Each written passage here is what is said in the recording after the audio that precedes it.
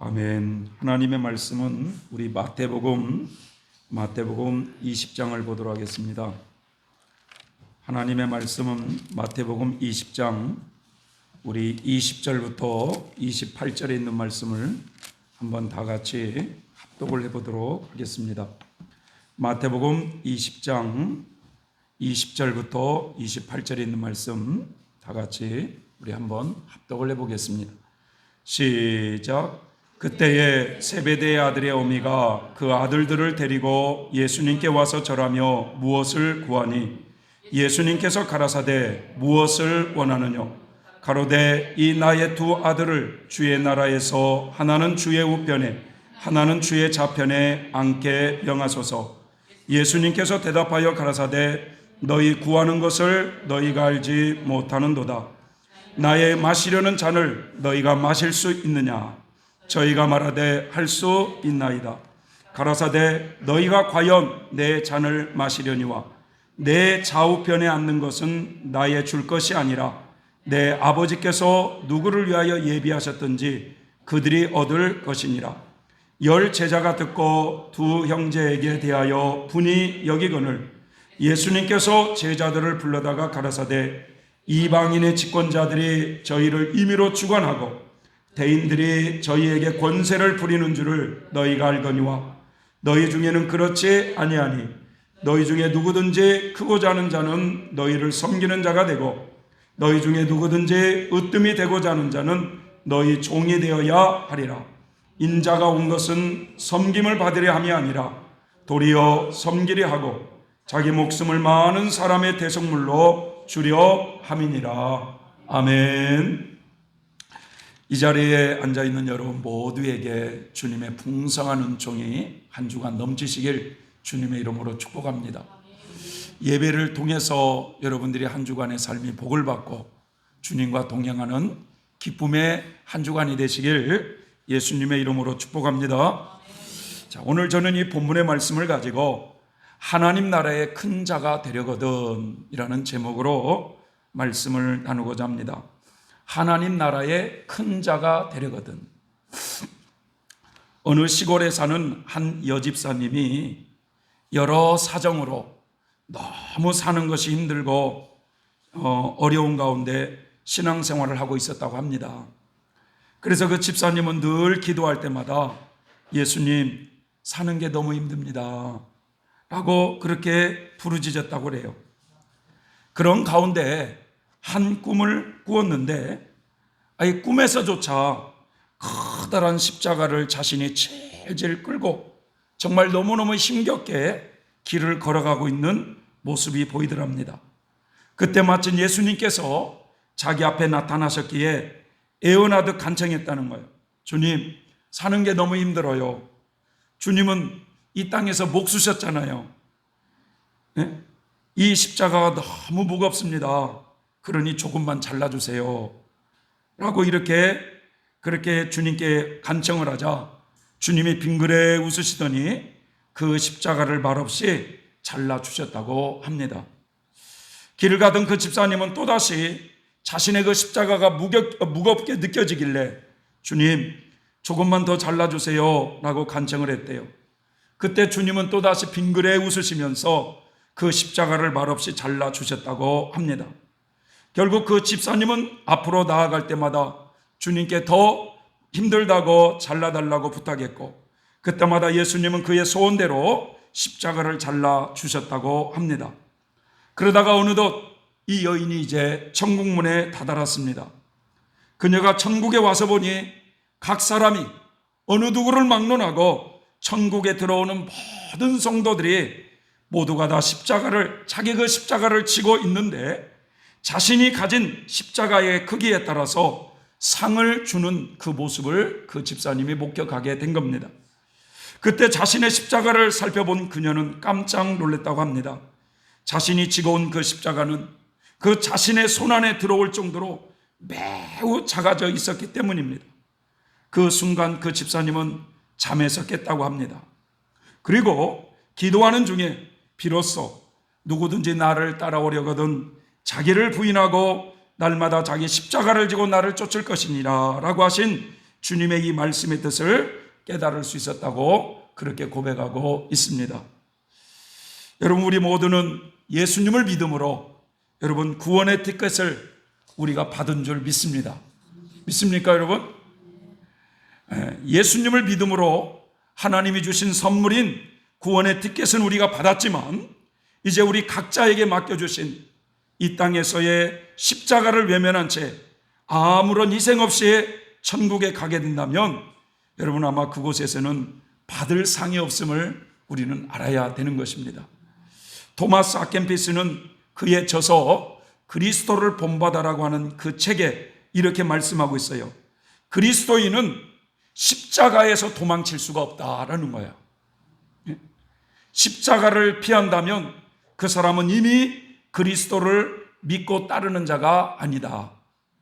그리스도인은 밖으로 도망쳐도 거기에 십자가가 있고 안으로 숨어도 거기에 십자가가 있음을 알게 될 것이다.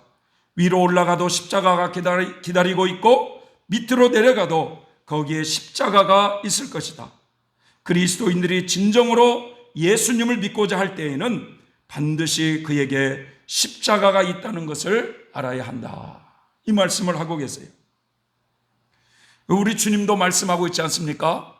누구든지 나를 따르려거든 자기 십자가를 지고 따라야 한다고 우리 예수님이 말씀하고 있지 않습니까? 오늘 본문을 한번 여러분 생각해 보십시다. 오늘 본문에 세베대의 두 아들을 데리고 그 어머니가 예수님께 왔어요.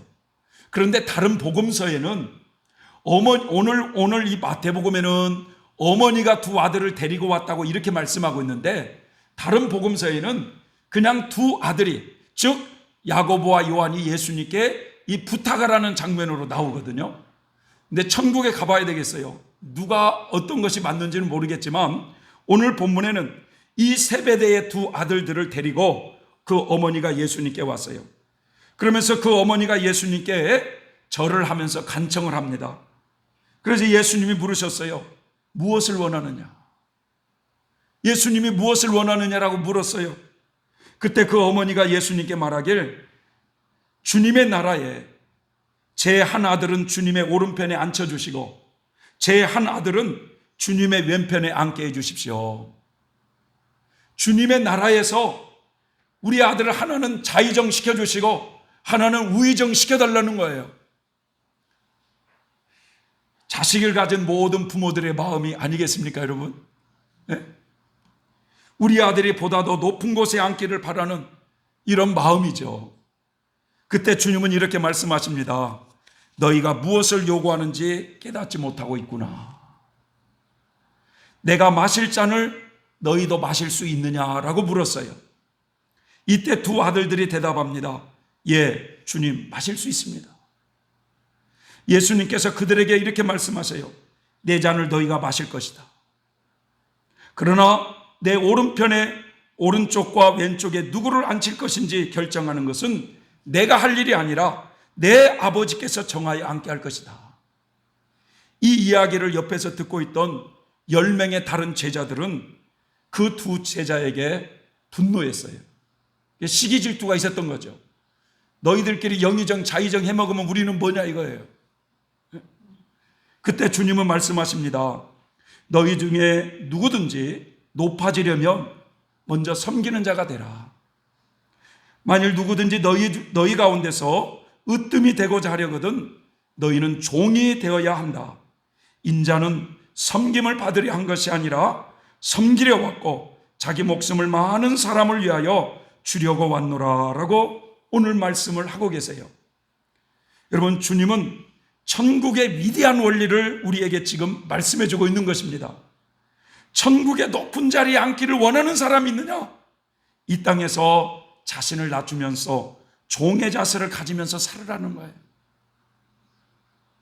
그래서 여러분, 이 땅에서 사람들에게 인기 있고 사람들에게 존경받는 사람들이 천국에서 높은 곳에 앉을 것 같지만 여러분, 천국에 가면 놀랄 일이 있어요. 놀랄 일이. 세상에 사람들로 전혀 알려지지 않는 무명인 것 같으나 하나님께서 보시기는 유명한 자가 있어요. 유명한 자.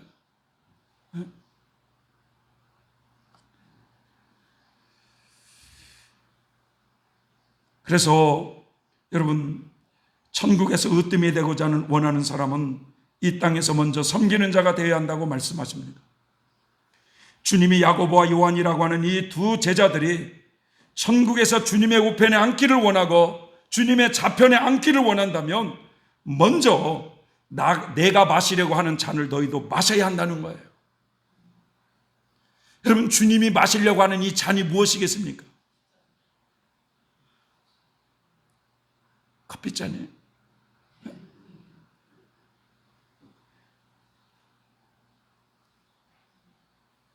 그러니까 주님이 마시려고 하는 이 잔은 무엇이겠습니까? 고난의 잔이요, 멸시의 잔이요, 결국 십자가에 죽어야 되는 잔이었어요. 그러니 너희들이 높은 천국에 앉고 싶거든 먼저 십자가의 길을 잘 걸어야 된다고 주님은 말씀하고 있는 거예요.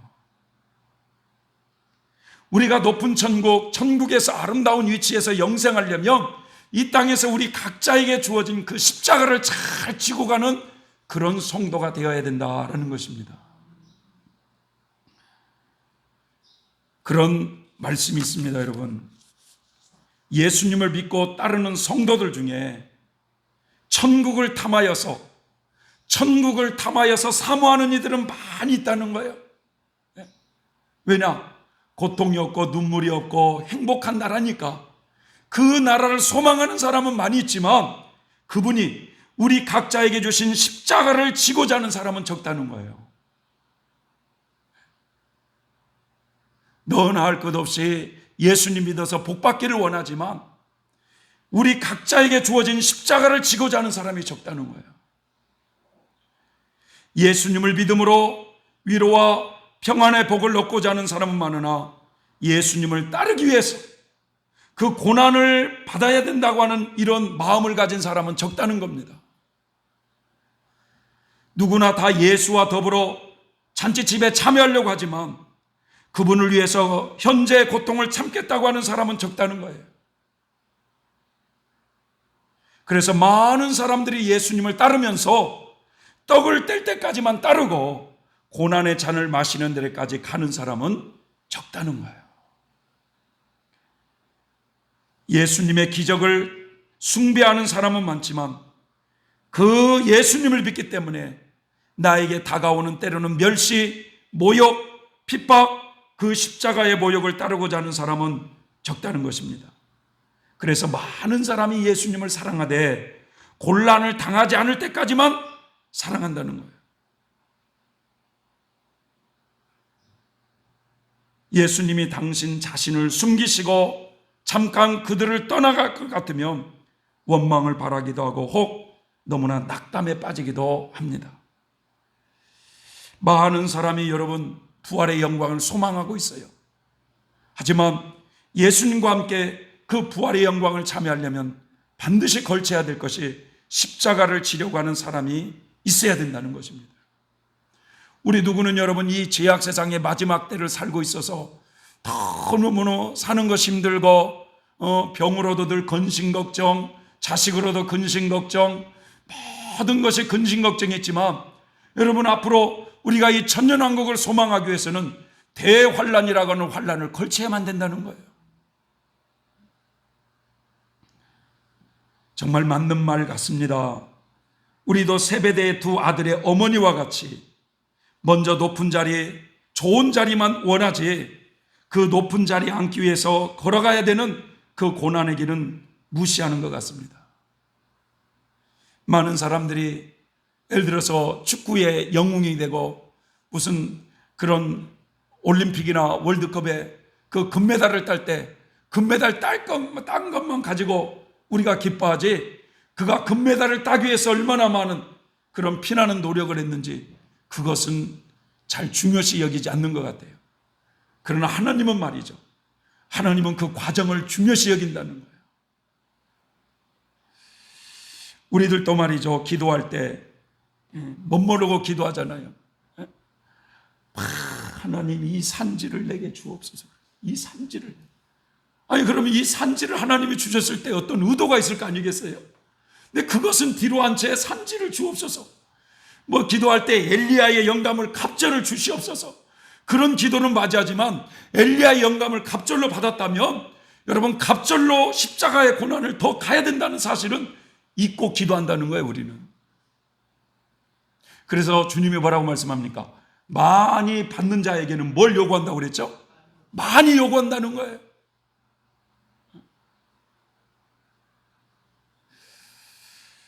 고린도전서 3장 12절부터 15절 말씀을 보면 이런 말씀이 있어요. 만일 누구든지 금이나 은이나 보석이나 나무나 풀이나 집으로 이 터 위에 세우면 각각 공력이 나타날 터인데 그날이 공력을 밝히리니 이는 불로 나타내고 그 불이 각 사람의 공력이 어떠한 것을 시험할 것임이니라. 만일 누구든지 그 위에 세운 공력이 그대로 있으면 상을 받고 누구든지 공력이 불타면 해를 받으리니 그러나 자기는 구원을 얻되 불 가운데 얻은 것 같으리라. 무슨 말씀입니까?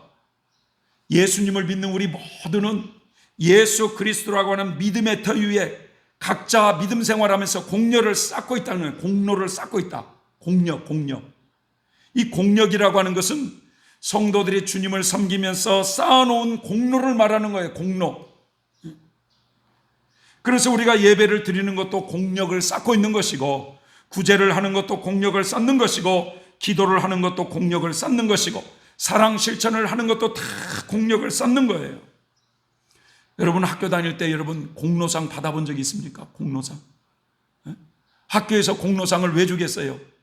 그 학교에 헌신하고 희생하는 것이 있기 때문에 공로상을 주는 거 아니겠습니까?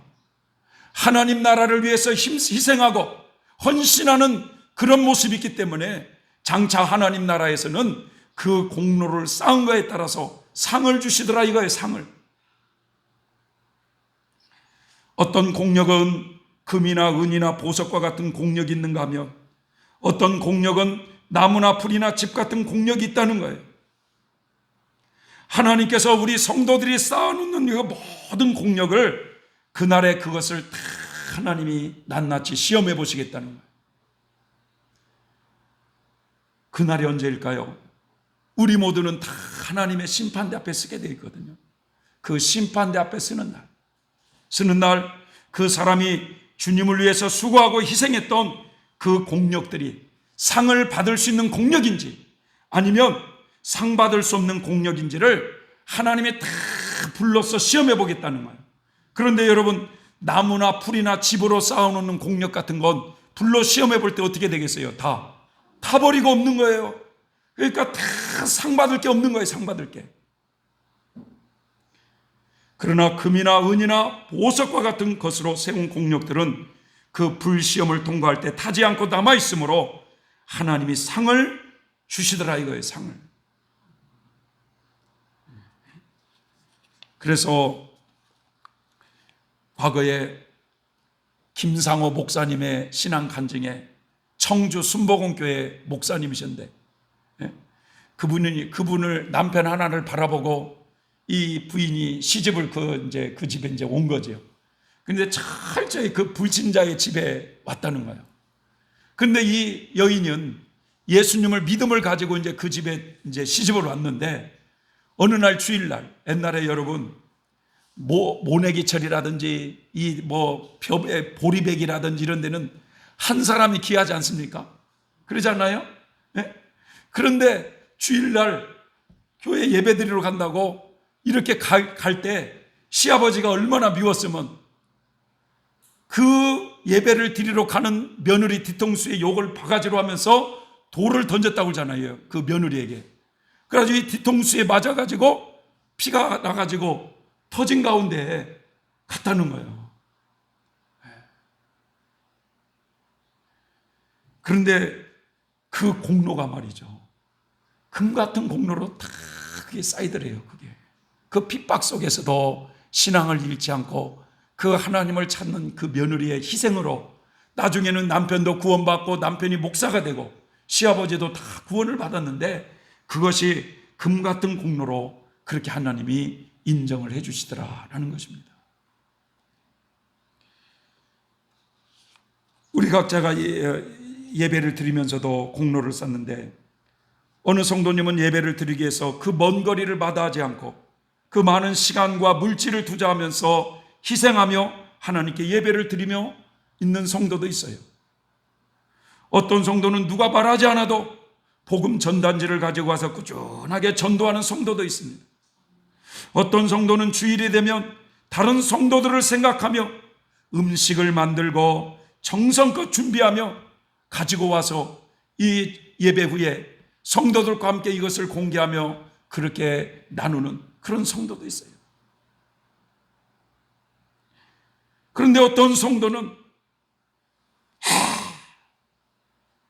이놈의 교회는 콧구멍만한 교회라서 맨날 주일마다 반찬 해오라고 하는데 죽겠구만 죽겠어. 그렇게 와가지고 성도들을 먹인들 성도들은 배탈 날 것이고, 그게 공로가 무슨 상을 받는 공로가 되겠습니까, 여러분? 희생이 들어가지 않는 그 공로가 무슨 상이 되겠어요? 그렇지 않겠습니까? 어느 성도는 말이죠, 그렇게 봉사는 못해라도 자신을 드러내지 않으면서 말없이 헌금하며 교회를 섬기는 성도도 있어요.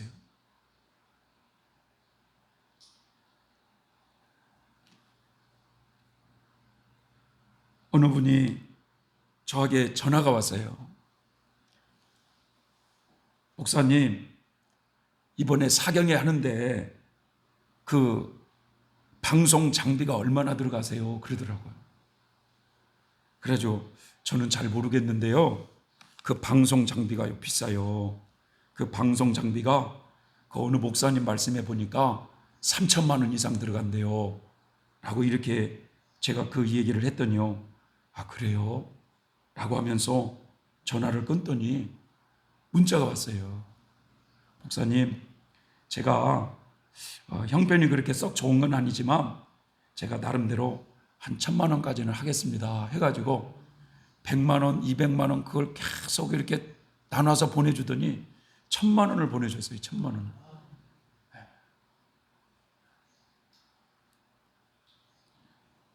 성도 여러분, 하나님 나라의 높은 곳에 앉기를 원하는 사람은요, 그렇게 빛을 따라 하나님을 묵묵히 섬기는 사람들이에요. 우리가 저번 주에 두 부류의 성도가 있다고 그러잖아요. 생각대로 예수님이 더디 오니까, 믿음이 첫사랑에 식어지니까 다 뭐라고 하냐면 하나님 섬겨봐야 아무 의미가 없더라. 막 입술로 다 쏟아놓잖아요. 하나님의 가슴을 후비더라고 그랬어요. 그런 성도가 있는가 하면 말없이 하나님을 묵묵히 섬길 때 하나님이 그 묵묵히 섬기는 성도들의 이름을 생명력책에 그 행위들을 낱낱이 기록하고 있다고 그랬어요. 여러분, 예수님은 우리에게 천국을 침노하는 자가 되라고 말씀하십니다. 우리 한국의 많은 신앙인들 중에요, 여러분, 일제시대에 신사참배라는 우상숭배를 거부하며 믿음을 지킨 위대한 신앙인들이 참 많이 있습니다. 근데 그분 중에 한 분이 일본 국회에 들어가 가지고 자기 아들과 자신과 그리고 여러분 안희숙 선생님이라고 있어요. 안희숙. 그때 그 안희숙이 처녀였거든요. 20대 처녀였는데 그 처녀 세 사람이 일본 국회에 들어가 가지고 일본은 회개하라고 외치면서 신사참배의 부당성을 외쳤던 그런 사람이 있어요. 그분이 누구냐? 박관준 장로님이라는 분이에요. 박관준 장로님. 성도들에겐 잘 알려지지 않는 사람이지만 여러분, 한국 교회사에 아주 유명한 그런 장로님이십니다. 그런데 그분의 책을 보면 이긴 자예요. 이긴 자. 그런데 이분이 참 그 넷째 아들로 집안에서 태어났는데 이상하게 그 자기 위에 형님들이 그러니까 어린 나이에 막 다 죽는 거예요. 그래가지고는 외동아들이 돼버린 거예요, 집안에. 그런데 굉장히 그 집안이 부유한 가정에 태어났는데 15살 때 장가를 갔어요. 15살 때. 지금 15살이면은 중학생인지 고등학생인지는 잘 모르겠지만 15살 때 부모를 다 잃고 결혼을 해서 이제 가장이 됐는데 그 부모들이 많은 재산을 갖다가 물려줬어요. 네, 하나님을 알지 못하니까 여러분, 하나님을 알지 못하니까 이런 타락한 죄악성을 가지고 있는 인간이 그 모든 그 가산을 가정에 충실하지보다는 가산을 탕진하면서 방탕을 하는데 어디에다 다 허비를 했느냐? 평양 기생들에게 다 허비를 했다는 거예요. 오빠 하면서 막. 옛날 평양 기생들은요, 이 가야금이라든지, 가야금인가? 검은고인가? 그런 악기도 잘 다루고 절세 미인이었고 아주 이렇게 재주가 아주 많았다고 그래요. 예? 그렇게 방탕 생활 속에요, 가산을 다 탕진하고 그런 가운데 이름 모를 병에 이제 시달리게 됐어요. 근데 온갖 약을 다 써봐도 낫지를 않는 거예요. 백약이 무효하여 이 병세는 날로는 악화되어 갈 때 부인이 말이죠, 얼마나 희생적인지 세상에 이런 여자는 없을 거예요. 이 부인이 새벽마다 우물가에 돗자리를 펴놓고 그 상위에 물을 떠놓고 신령님께 남편의 목숨을 구해달라고 막 빌기도 했어요. 그런 가운데 어느 날 꿈에 너의 남편을 구할 약은 너의 종아리에 있느니라 라고 그랬어요. 그 음성을 들은 거예요, 꿈에. 참 희한하죠. 네? 너의 남편의 구할 약은 너의 종아리에 있느니라. 이 음성을 듣고 말이죠, 이 부인이 여러분 시칼로 자신의 그 종아리 살을 오려냈어요.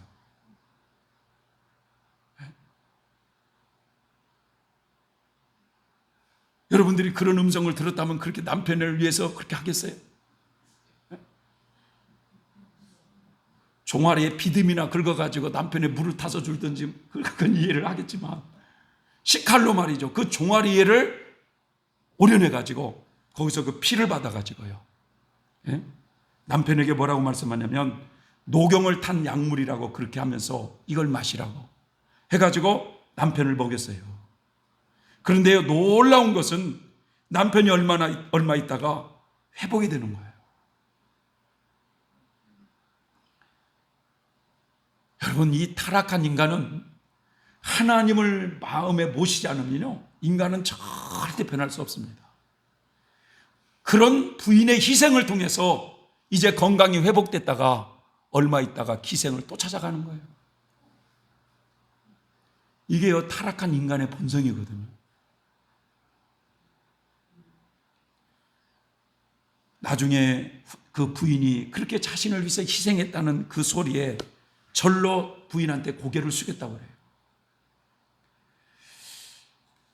이런 박관준이 놀랍게 변화되면서 미국 선교사님을 통해서 복음을 받아들이게 되고, 이제 가산을 일으키기 위해서 이분이 굉장히 공부를 많이 한 사람이라 의학을 또 3년 동안 공부해서 의원을 차려요. 의원을.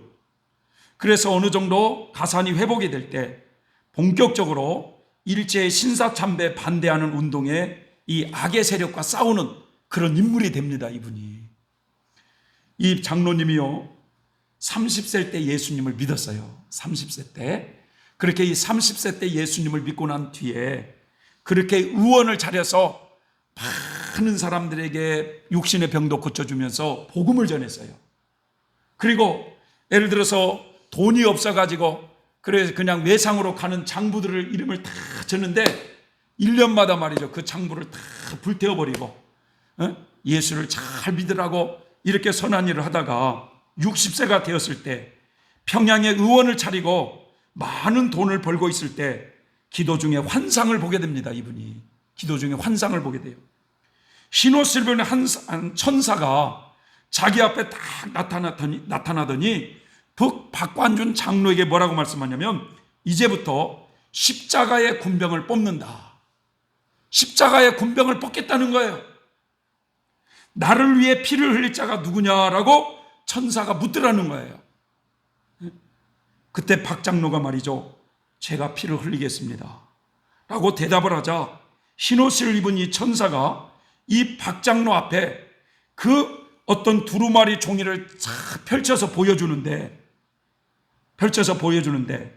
여러분, 그 십자가의 군병들의 이름이 40명에서 50명의 이름이 그 두루마리에 딱 적혀 있더라는 거예요. 그러니까 우리가 이것을 보면, 여러분, 우리가 주를 위해서 죽겠다고 순교의 각오를 가져도 하나님이 저 사람을 순교의 그런 제물로 딱 예비하면 거기에 이름이 딱 이제 예비되어 있는 거야. 그래서 세상에 40명에서 50명 정도 이름들이 쭉 적혀 있는데 앞부분에 박관준이라고 한 이름이 뚜렷이 적혀 있더라는 거예요. 그래서 이분이 말이죠, 그 환상을 보고 너무 감격하여 기뻐하면서 환상에서 깨어나면서 이 환상을 곰곰이 생각하는데, 이제부터 십자가의 군병을 뽑는다고 하는 것은 이게 무슨 뜻일까? 더욱 무서운 시련이 이제 다가오는 것이 틀림이 없겠구나.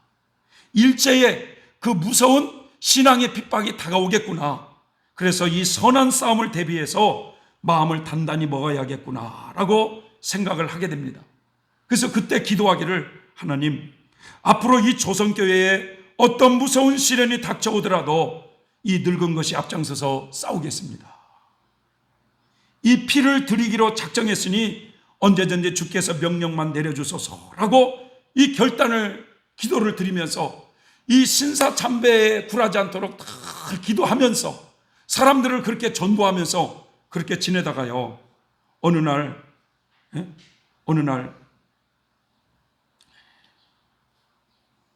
하나님의 성령의 불이 그에게 내리는데요, 이 팔에 불이 임해가지고 화상을 입어요.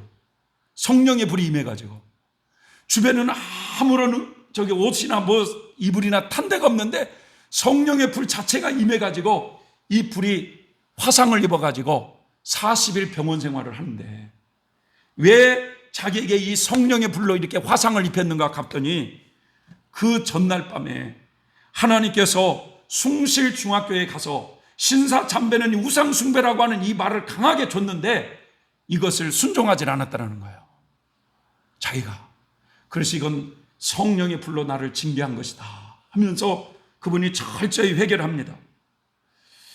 그러면서 이분이요, 우리나라 그 일본 총독부 미나미 총독을 찾아가서 신사참배의 부당성을 말하지만 통할 리가 없었어요. 이 박관준 장로가요, 당시 일본 동경학교를 나온 안희숙이라고 하는 이 젊은 처녀를, 신앙이 좋은 이 젊은 처녀를 알고 있었어요. 그래서 그 처녀에게 찾아가서 우리가 일본 국회에 들어가서 일본은 회개하라고 외치자. 그런데 그 당시 때 일본을 이렇게 가기 위해서는 우리로 말하면 통행증 같은 것이 있어야 되는데, 이 안희숙이라는 여인은 일본 동경대학까지도 나와가지고 그 통행증이 있는데 박관준 장로는 아무런 것이 없어요. 그런데도 가는데 신기하게도 박관준 장로님의 영무원들의 그 눈을 어둡겠는지 그냥 패스요. 그냥 하나님의 기적으로 패스하겠어요. 그래서 일본에서 유학하고 있는 당신의 그 아들을 불렀어요. 그래서 당신의 그 아들과 이 박관준이라는 이 장로와 안희숙이라는 이 사람이 일본에 들어가서, 일본 국회에 들어가서 하나님의 대사명이다 라고 외쳤어요. 그러면서 일본 제국은 패망의 저주와 축복 중에 어느 것을 원하느냐, 자유로이 선택하라고 하면서 그 의회가, 개회가 딱 선언했을 때 가슴에 품은 그 경고문을 막 뿌리기 시작한 거예요. 일본 의회에 막.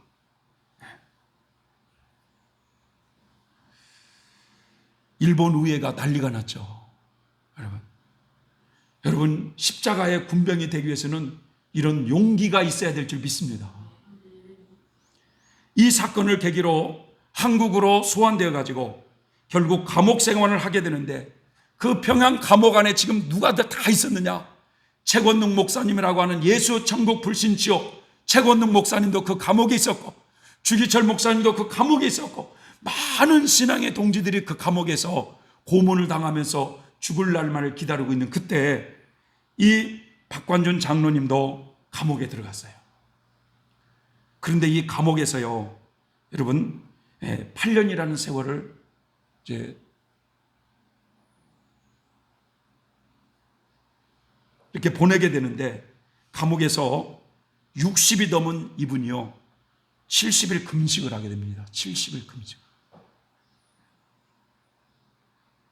이 70일 금식을 하는 이유가 뭐냐? 수감된 동료들을 위해서 기도하고, 한국교회를 위해서 기도하고, 일제 회개를 위해서 기도하고, 흩어진 그 가족들의 영혼을 위해서 기도하고, 자신이 순교의 영광을 안게 해달라고 기도를 했어요. 그렇게 기도하는 것에 하나님께 받은 것이 뭐냐? 일본은 45년 8월에 망할 것이라는 메시지를 받았어요. 그런 가운데 이분이 하늘의 음성을 듣습니다. 70일을 금식하는 중에요 너무 힘들고 어려운데, 여러분, 하늘의 음성이 뭐라고 하냐면, 관준아, 얼마나 고생이 많았느냐, 오늘이 너의 졸업날이다 라고 이렇게 말을 하더래요.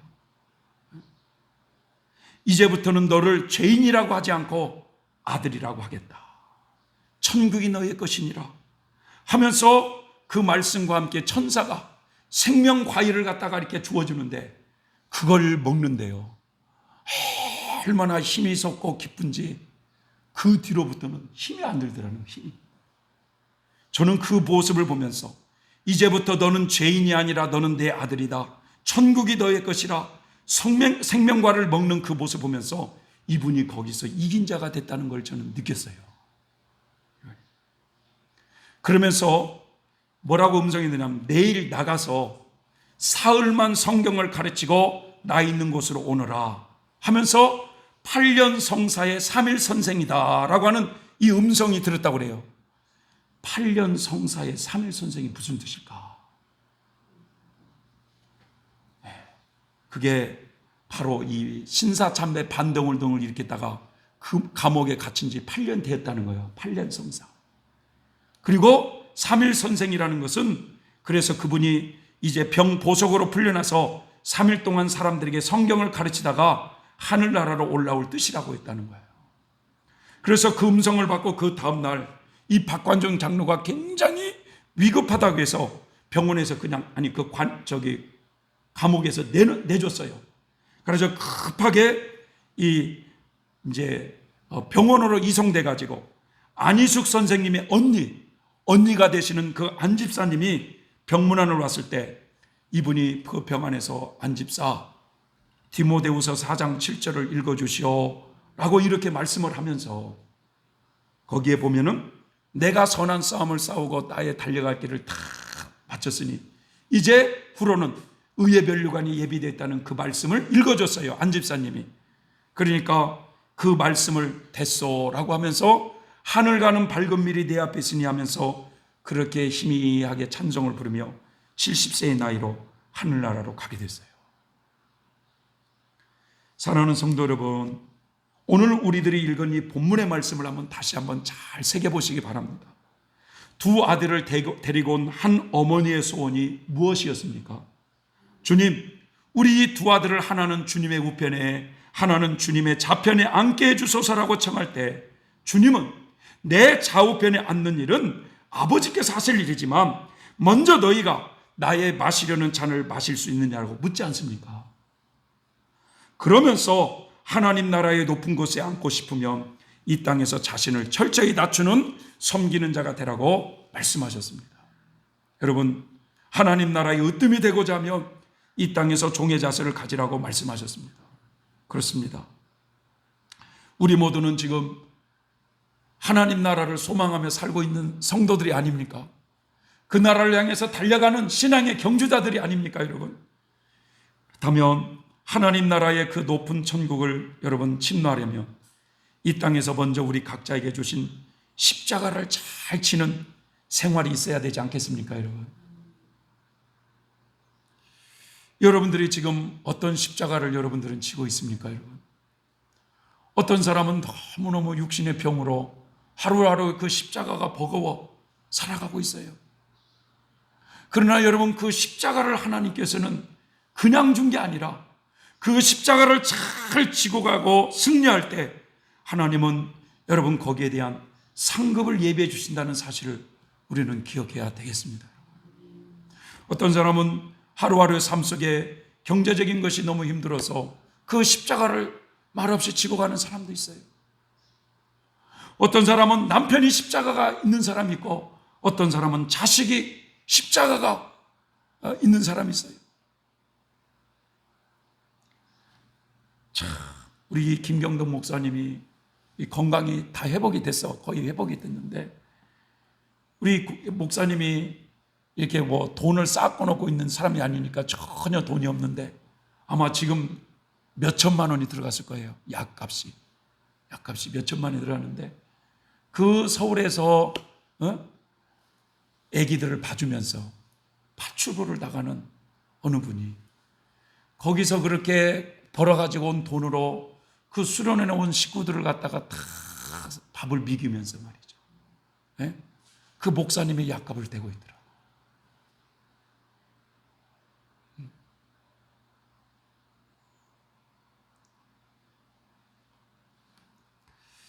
성경에 보면 이런 말씀이 있어요. 선지자를 섬겼을 때 선지자가 상을 받을 때 그 선지자를 섬기는 자에게도 그 상을 동일하게 주겠다는 말씀이 있거든요. 의인을 섬겼을 때 의인이 받는 그 상을 의인을 섬기는 자의 그 섬기는 자에게도 동일한 상을 주겠다고 약속하고 있어요. 여러분, 우리에게 주신 이 십자가가 너무 버겁다고 자꾸만 잘려달라고.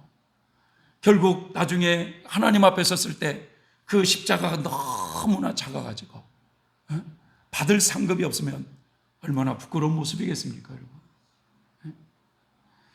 우리가 우리에게 각자에게 주신 그 십자가를 여러분 우리가 잘 치면서 이 고난의 잔을 잘 여러분 우리가 견딜 때 여러분 그 영광의 자리도 앉는 거 아니겠습니까, 여러분?